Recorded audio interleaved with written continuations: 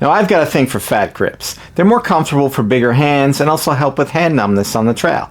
Now I've been using the Wolf Tooth Fat Paw 36mm grips for a while now, but I found they're Achilles heel.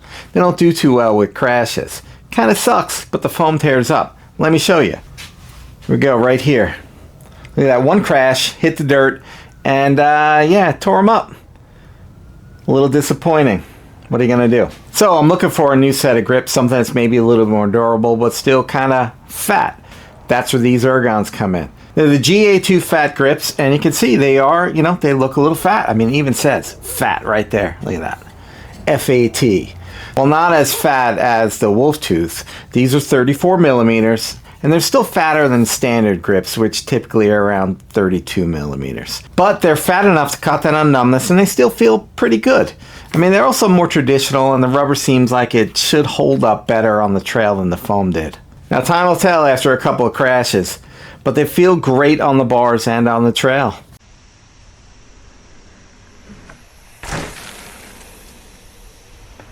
Now the Ergons are lock-on, which I like, and they also have an end cap. Now it looks like it's one piece, but this actually does come out. So if you like to hide things in your bars, you can do this without ripping it up.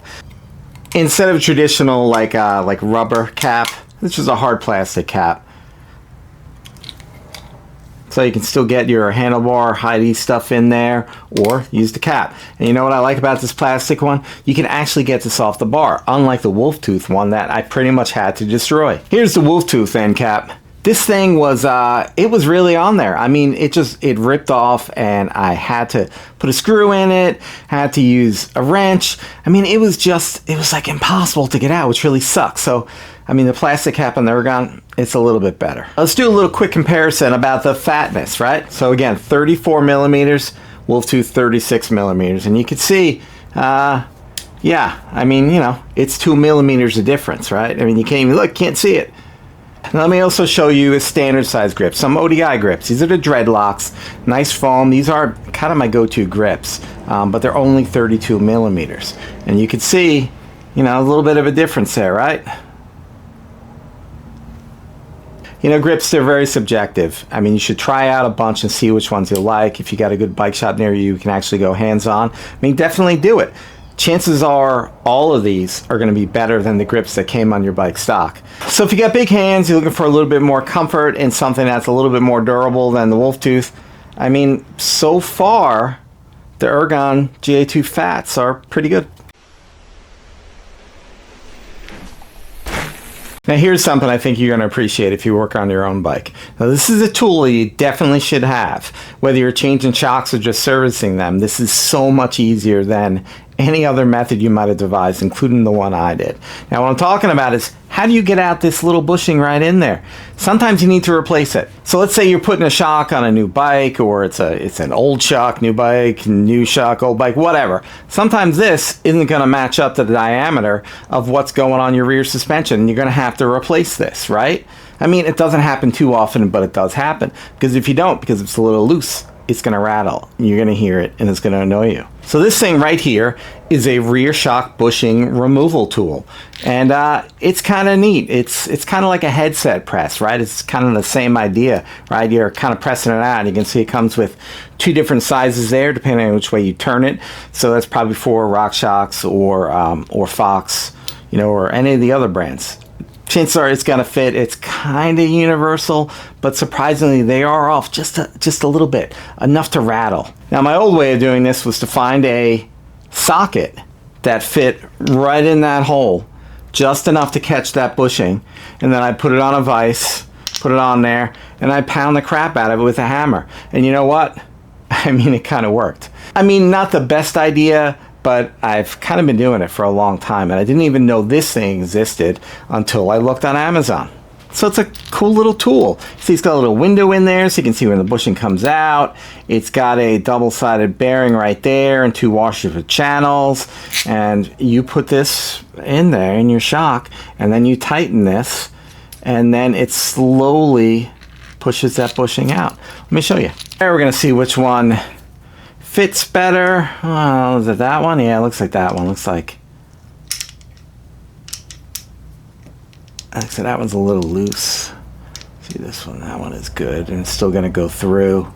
So that's the one for us. So you line that up right there. You pop that guy in there.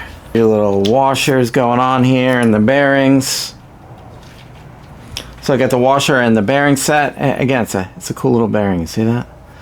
So that goes on there. That goes on there.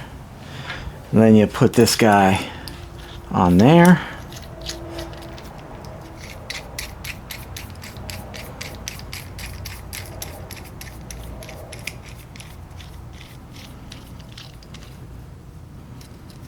So you can get that nice and tight. So you're gonna wrench this end, hold this end, and it's gonna push it out.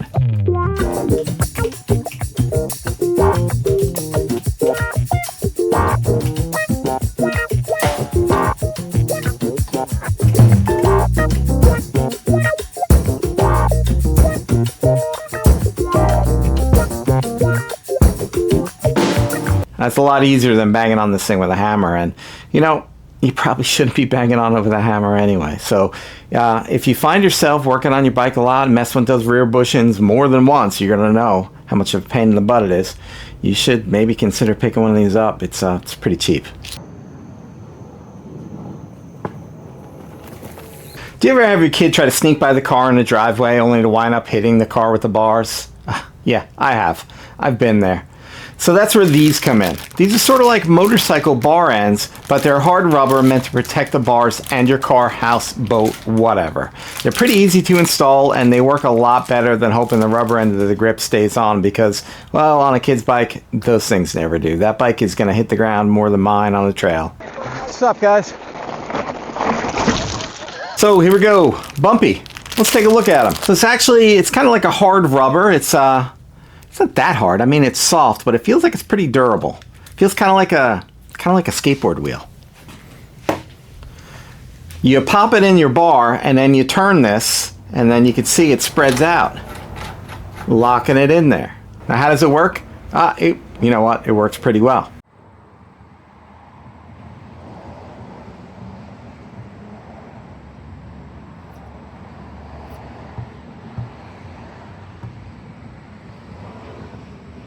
So it's a bit offbeat, but it's definitely a useful product, especially if you have kids that like to beat the crap out of their bikes and also your cars.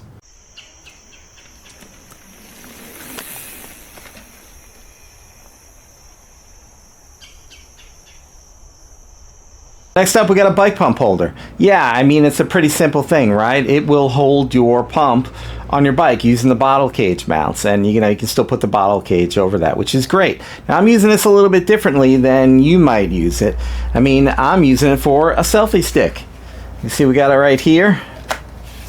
So I can just keep my little selfie stick. I can keep this when I'm out there filming or doing something goofy on the trail, and I don't have to reach in the pack and try to get this thing out and kill myself. I just keep it right here. So you just take this thing, you snap this guy right in there, just like that.